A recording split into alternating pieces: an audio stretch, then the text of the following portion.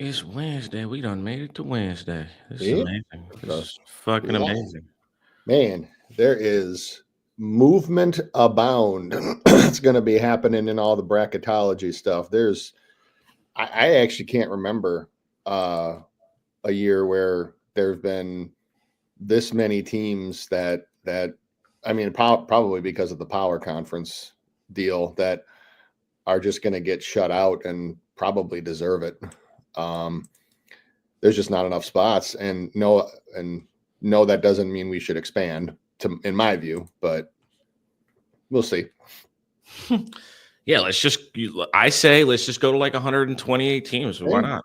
just all 364. 100, Everybody yeah, gets let them in. all in. Let Why them even all play the in. regular season, Let them right? all in. Why even play the regular season? You feel me? Just let them all. Yeah. Yeah. All right. All right. Welcome in. It is College Hoops RX. It's your boy Sosa Picks back with Spin Doc Sports. As per usual, we're talking college ball. Interesting night last night. How are you feeling today, No, Spin? How we doing? we're doing good. We're doing good. We had a little thing I had to take the truck in for yesterday, so that's why I wasn't on. But that's all worked out now. All good. Runs like $1,000,000. So in good shape. And yeah, definitely was an interesting night. We'll get into that in just a second. We talk about bracketology, but yeah, let's go. Let's talk about it. And as far as last night, Gonzaga, Gonzaga, Gonzaga. Let's talk about them first. Yeah, Thoughts, go. thoughts on last night. I want to get your thoughts. Um, I mean, I actually didn't watch that game because I was watching New Mexico and SDSU for live plays. But I mean, first half was iffy. Santa Clara does always play them tough on the road or at their place. So, but they handled business in the second half. They basically held serve. They're probably still holding at around the 8-9 seed. I kind of put them in the same bucket as UConn, about teams that you would normally think would be a top 4 seed, but now are probably going to make the tournament, but probably are going to be in that 8-9 line, which actually could set up some really, really good second round games.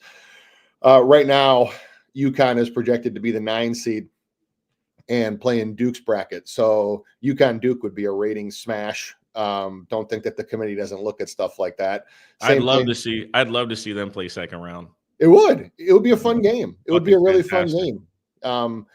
And but Gonzaga's in that area, UConn's in that area, Illinois is in that area. Teams like that are typically who you see on the 8-9 line. You're usually seeing power conference or bigger conference or bigger programs that maybe are having a down year. That's who you get on the 8-9 line usually. I'm trying to think whom else. Um, Go ahead. No, I was going to say, so, my first team that I was going to talk about is the Georgia Bulldogs. They needed a win in the absolute worst way, and they got one last night, beating Florida. Big, big, big win for them. They were actually towards the bottom of the next 4 out. Now, Georgia's interesting because they do have 11 losses. However, they don't have any bad losses. All of their losses are to ranked teams, and not only teams that were ranked when they played them, teams that are ranked now. They also have wins over St. John's, Kentucky, Oklahoma, and now Florida. So they're an interesting case because obviously they play in the SEC, so they have the brutal conference schedule, and they have 3 games against unranked teams coming up, including 2 bubble teams in Texas and Vandy. So I think that they can get themselves back in the mix for one of those last at-large spots if they win all 3. If they win all 3, for sure. If they win 2 of the 3, and please don't lose to South Carolina. But if you do that and then you win at least one SEC tournament game, they could have gotten themselves back in the mix last night. Any thoughts on the Dogs? I'm really more just disappointed in Florida, to be totally honest with you. Yeah. I think that I don't know. Sometimes I feel like these games are fake, but then you just realize how important home court is to some of these teams. I mean, Yep. Georgia's not a good basketball team, but they were up by like 26.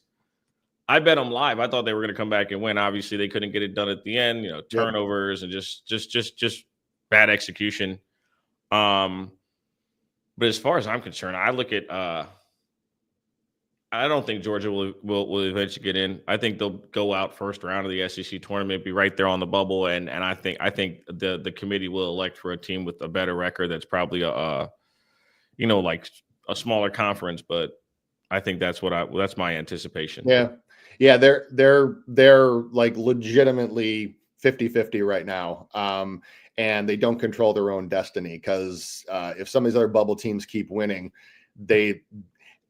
all their losses are quote unquote good losses, but there's still a lot of them.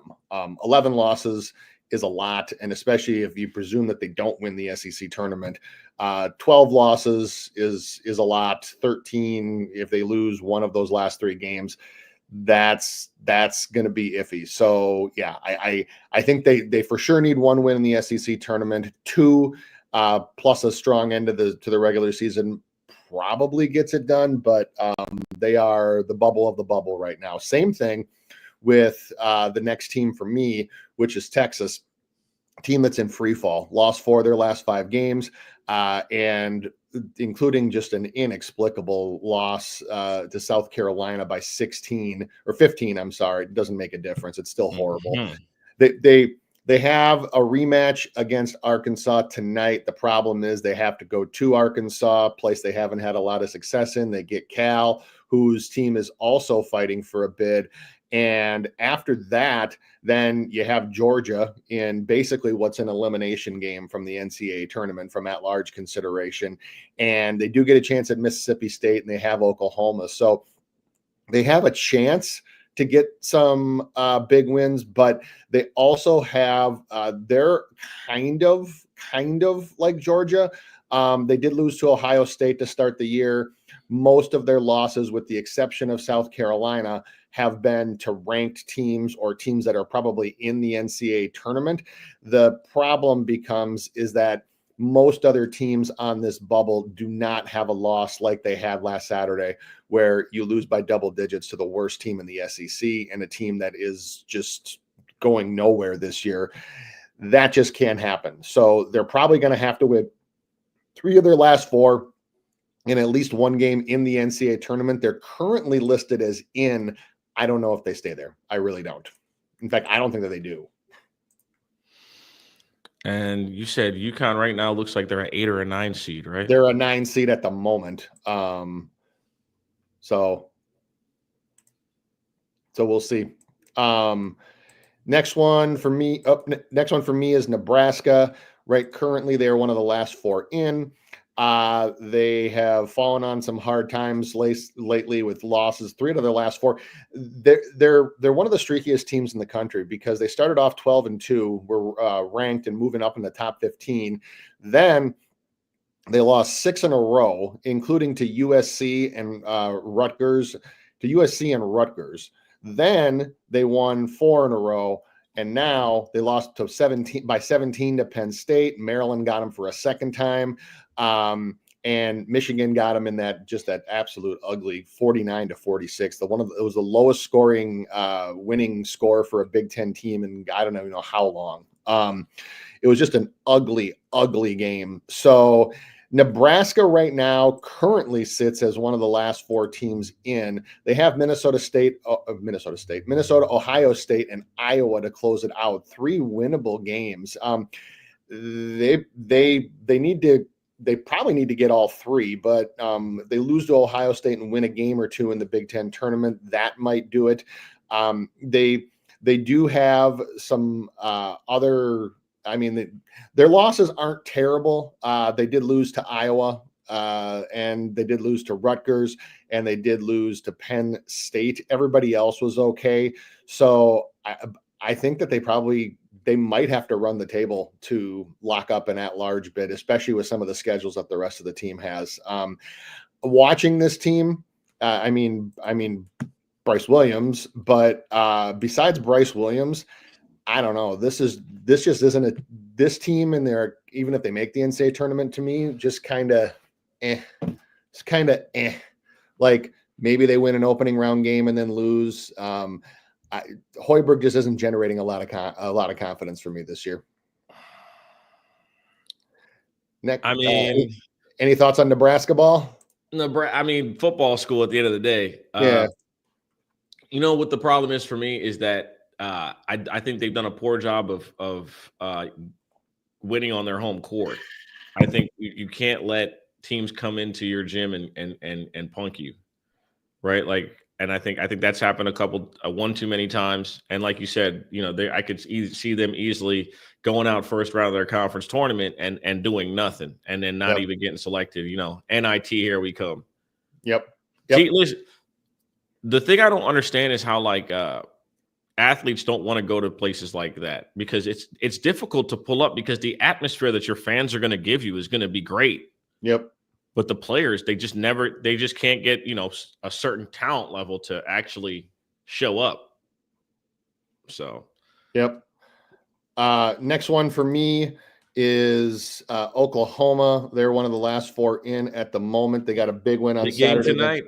And they got a bigger one tonight. They need this one bad. Kind of a similar resume to Georgia, where they don't have a ton of bad losses. Their only bad loss was against LSU. Everybody else is either a tournament team or bubble of tournament team or ranked. Their non-con was perfect. They were 13-0 in non-con. They also beat Arizona. They beat Michigan. They beat Louisville, all of whom are probably going to the tournament. So they have a good non-con record, which is probably going to carry them. They got Kentucky tonight. A win against Kentucky, I think, might seal the deal. Home game, it's a very winnable game for them. Next, and they got Ole Miss, Missouri, Texas. What they can't do in these games is they can't go 1-3 or 0-4. They have to at least go 2-2, with one of the wins being against Kentucky or against Mizzou. I think the Kentucky one would probably be an easier get for them tonight. So, but if they go 1-3 or 0-4 and then drop in the first round of the SEC tournament, now we might be talking about, well, do they belong? And then that's where that LSU loss will could potentially come back to haunt them, because one bad loss like that, you can handle. More than one or entering, which if they don't at least go 3-1 or 2-2, you'd be entering with 13 or 14 losses. That's a lot of losses. I think only a handful of teams have ever gotten into the tournament that weren't conference tournament winners that ever got at-large bids with that many L's. So they have a huge game tonight, which is also something where if you're playing one of those games, not being able to speak to what a team's motivation is because you're not in their locker room, you can use that as an angle about who needs what. Because if you do have one team that is pretty well set in their conference tournament and doesn't really honestly have a quote unquote a lot to play for, with the exception of NCAA seeding, versus a team that needs a win bad, you saw it with Georgia last night, it can lead to some upset results. So any other thoughts on OU? I mean, we'll see tonight, Yeah. Ultimately, that'll be the deciding factor on how on I think tonight's game is huge, to the point where it may well determine their fate for the season. So. Yep. It's a big game. And then a few other teams, Wake Forest, Ohio State, both of those teams are in at the moment. They both really just have schedules where they just can't go like over, or they can't just absolutely piss the bed. As long as they don't do that, both of those teams should be fine.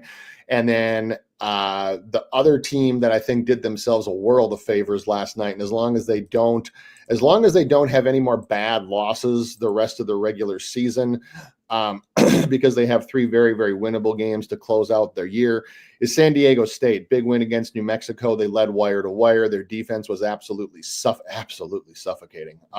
They did a number on Nelly Jr. Joseph, who is the central post figure on New Mexico, held him to 6 points on 2 of 7 shooting. They didn't even let him get a shot off for a while. So their defense was absolutely swarming. Offense did enough. They got Wyoming, UNLV, Nevada every single one of those should be and must be a win.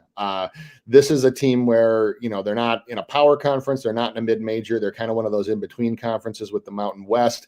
They have a couple bad losses, UNLV, Colorado State, Utah State's acceptable, but you lose to Wyoming.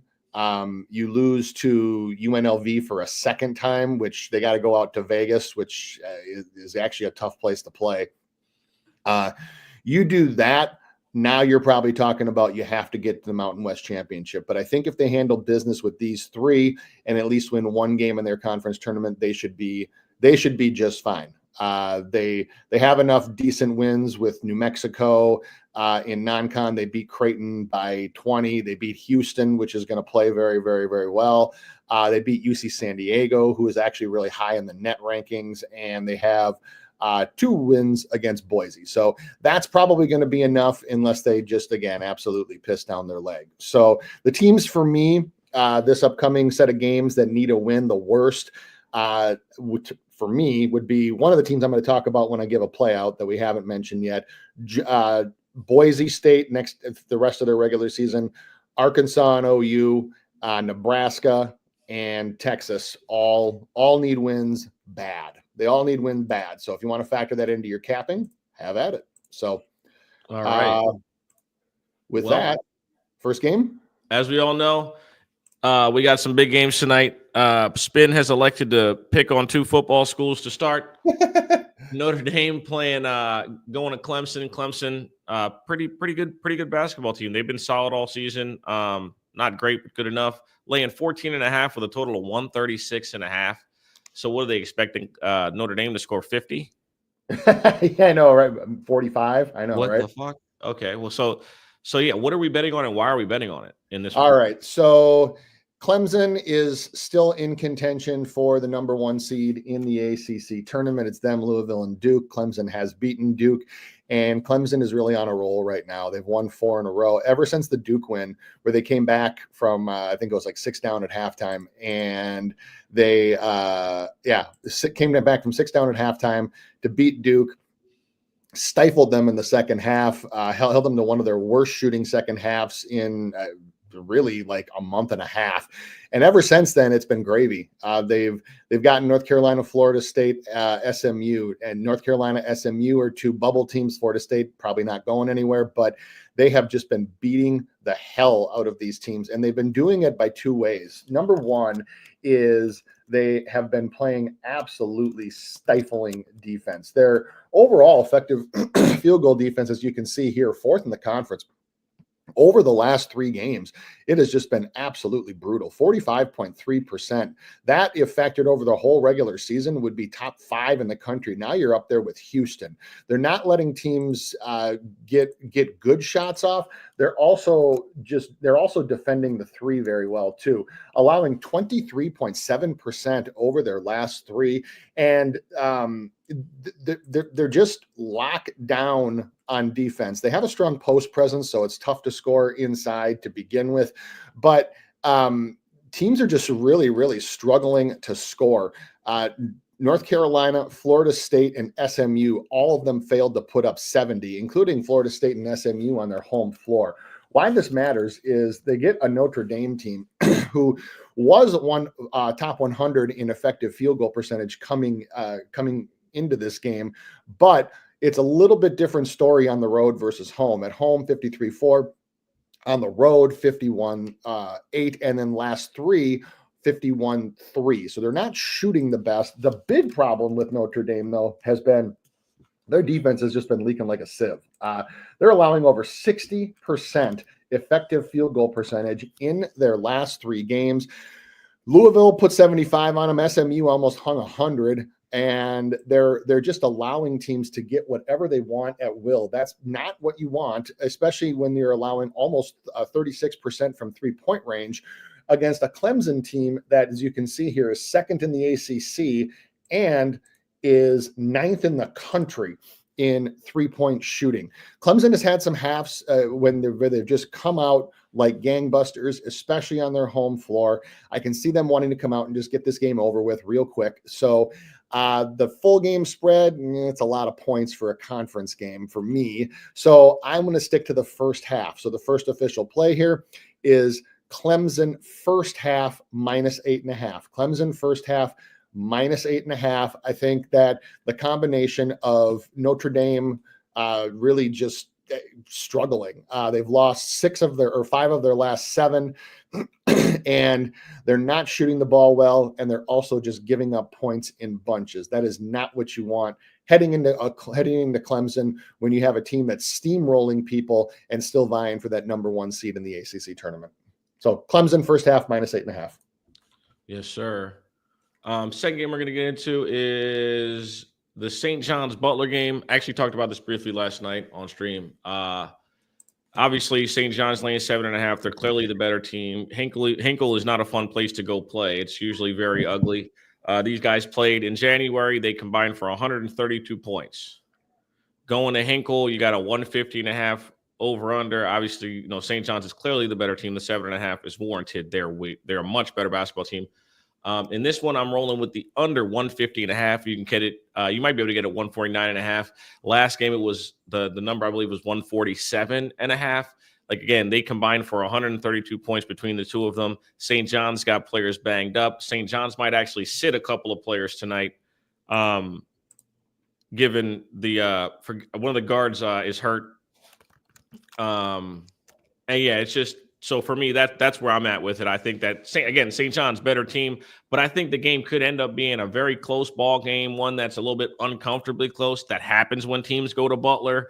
The gym, like I said, is small. It's ugly. Teams do not like to go there, especially this time of year. It's also one of the longer travel spots that St. John's has had here recently. They haven't really had to go very far as travel. So yep. It just everything just tells me under. Wouldn't be surprised if Butler covers 7.5, but I could see this going well under. I think the first team to 65 points probably wins tonight. Other than that, you guys need to check out that Red Storm Rising show. I was telling you about it before we got on stream. I love Rick, man. Best coach in the game. Best coach in the world. He's Slick Rick, baby. If you wouldn't want your son to go play basketball for him, you're a bad father. So that's just where I'm at with this one. The under, I think it's a no sweat type of deal here. Again, first team to 65. Your thoughts on this one, if any, you have? No, 100% agree. The other thing to factor in too is with some of their guys that are banged up, St. John's does have a little bit of leeway because they do have, they have a 2-game lead in the Big East, but it's actually more like a 3-game lead. Because they own tiebreakers against everyone. Because of the tiebreaker. Yeah. I mean, they have a real 3-game lead on Marquette. They have a 2-game lead and the tiebreaker on Creighton. So they're only 1 win away, I believe, from clinching the number 1 seed in the Big East tournament. So whether it's tonight, whether it's their next game, they have the ability to do almost like an NBA version of load management. And, if they get the win, great. If not, they're obviously still going to the tournament. It's probably not going to hurt them too much from a seeding perspective. So, yeah, I can easily see Butler being competitive in this game and this game just being a grind. Yes, sir. We got 2 more or 1 more? We got one more. Way out west. Last game we're going to get into. SMU traveled to California out in Berkeley. They're laying 2.5 with a total of 153.5. Again, long travel spot for just about any team in America. Obviously, SMU's in the Midwest or in the, they're in the middle of the country. So middle of the country south. Yep. People will give me issues for that. Big travel spot. Late start too. What are your thoughts? And what are we betting on, and why are we betting on it in this particular ball game? Well, SMU was the team that I said. I have another bubble team that I want to talk about because right now they're part of the first 4 out, and SMU has. I mean, they have a few decent wins, but no real signature wins. And when you don't have any signature wins, What you can't have is bad losses. I mean, they lost to Mississippi State. They lost to Butler. You look at some of their wins, and they lost to Duke. They lost to North Carolina. They lost to Louisville. And then you even go and look at their wins. And, yeah, some of these teams are quad one, but they're quad one because of the conference that they play in. You're not really going on the schedule for the Mustangs, and you're not really finding like a Auburn or an Alabama that they've beaten. Duke smacked the shit out of them. Louisville smacked the shit out of them. They also have a couple, I would say, iffy losses where they did lose at Hinkle, which we just talked about.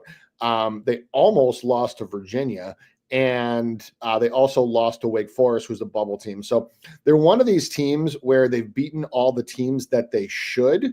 And but they don't really have any signature wins. They also don't really have a chance for any signature wins the rest of the regular season because they're at Cal and at Stanford. Then they have home against Syracuse, at Florida State. Every single one of these games is a must win for them if they want to have any shot at getting an at-large bid in the NCAA tournament. They're probably going to have to win an ACC tournament game too. We'll push that aside for the second. The here and now is this SMU team needs a win so bad, in the worst way. And they're facing a California team that does have a losing record, probably isn't going to go to any postseason. You got Mad Dog out there in his infancy as the coach out there trying to build the program. So, these are two guys that actually know each other reasonably well because Mad Dog's from the West Coast. Andy Enfield used to coach USC. And SMU got them the first time at home by 11. Right now, they're laying the 2.5. And the big thing that I see with this is the combination of the absolute desperation that SMU has right now to a Cal Golden Bears team that has lost 6 of its last 7, regardless of location, even against East Coast teams traveling to West. One of the reasons why they have been doing that is this team just can't shoot the ball. They're sub 300 for the year in effective field goal percentage. And on their home floor, it's not a whole lot better. They're still under 50%. They're 47.2 in their last 3.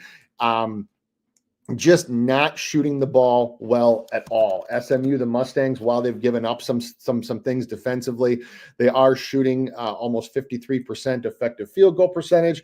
They also have a very, very good defense, as you see here, 3rd in the conference in effective field goal percentage, top 40 in the country in the same. So you get that, and SMU actually defends pretty well regardless of where they're at. So the defensive part of their game has always been there. They're only allowing 33% from deep, regardless of location. So you give me a short number for this, and normally I do like to go against the team that's traveling out west, but this is a team that matches up very well with the Golden Bears. Cal, as I mentioned, they're 12-15. They're not going anywhere this year. This is a rebuilding year for them. They're having Mad Dog build the program out there, and this SMU team cannot afford a loss. If they lose any one of these last 4 games, unless they basically make it to damn near the ACC championship in the tournament, they can kiss their NCAA hopes goodbye. And Enfield was actually talking about that, about basically like they know the drill, they know the spot that they're in. And when you get a desperate team like this against an inferior opponent, even when you're traveling across the country, you especially get a team that plays superior defense for a team that has trouble shooting the ball and has had trouble shooting the ball regardless of location. The 2.5 actually isn't enough for me. So I will take the Mustangs on this one. I will take them to let their NCAA at-large hopes survive for another day. So SMU minus 2.5. Oh, you're on mute. There's a couple other games tonight. Anything else any other games that you see that might be of interest? I know Chris Beard, big game against Auburn tonight. Ole Miss kind of, hasn't been playing their best ball. They've kind of been pedestrian over here the last couple of weeks. So, yeah. Any thoughts on that one? Yeah, a win. I mean, Ole Miss is probably still in anyway, but a win obviously would go a long way. I don't think they're going to get that tonight. I think if they can be competitive, that's probably good enough. Indiana needs a win badly if they have any hopes of an at-large bid. I didn't mention them in the bracketology because I don't think that they're going to make any realistic push for the tournament. Kentucky, Oklahoma, we talked about. I know that Logan mentioned it in the chat earlier about wanting to take OU. I do as well. I'm not sure that I'm there yet because Kentucky, I don't know. I think that Kentucky actually matches up quite well with Oklahoma. I think especially down low with their size. And then a couple other ones that I think might be of interest to people. I think that A&M Vandy will be a good game. Both of these teams are probably in at the moment. Both of these teams are probably in regardless of what happens tonight. And then Sparty going to Maryland. I haven't been betting against Izzo for like the last 2.5 weeks. The way they're playing, I'm sure as hell not betting against him now. For me, that's Michigan State or nothing. And then you already talked about St. John's Butler. That should probably do it for the top 25, I think. Arizona is probably going to beat the hell out of Utah. They don't have a coach now. They're in total rebuild mode, and BYU should handle business out in Tempe, out in the desert against ASU. Logan says Oregon State 2.5 will be on my card against the Dons. Yeah. They do play well on their home floor. They especially have play well offensively on their home floor. That's Oregon State. And it's a shitty place to travel to be honest. It's a terrible place to travel up in Corvallis. Yeah, it's a terrible place to travel to. Yeah. I don't dislike it at all. Those are probably the ones. Any final thoughts? Not really, man. Back at it tomorrow. We'll be streaming later tonight. Best of luck on all your action, and let's get to this money today. You already know what it is. Best of luck. See ya. Peace.